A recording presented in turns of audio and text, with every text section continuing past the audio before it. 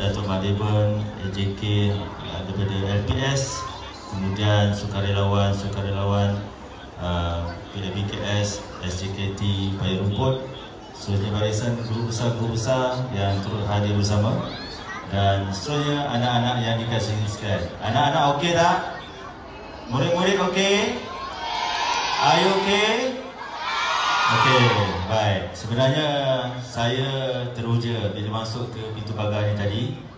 Saya disambut oleh murid-murid dengan gaya bahasa yang tutur kata yang baik. Tuan nak bawa ke tempat pendaftaran ke? Dari beramai-ramai sampai naik ke pejabat.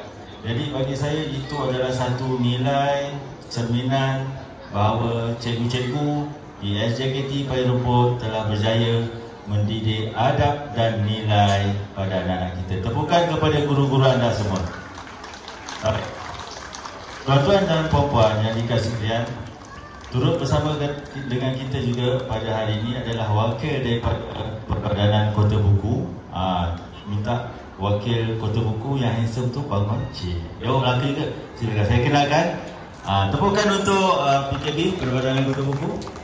Terima kasih banyak-banyak di atas pembanan dan juga komitmen yang telah diberikan. Sebenarnya pada hari ini kita ada banyak cerita dalam satu pagi yang ceria ni.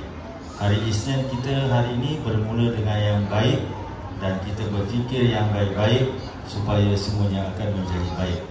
Jadi pertamanya saya ingin mengucapkan terima kasih kepada semua yang terlibat di dalam menjayakan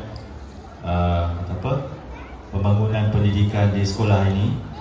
Terutamanya kita ucapkan tahniah kepada PKB, Perpadanan Kota Buku, di atas sumbangan kepada Pusat Sumber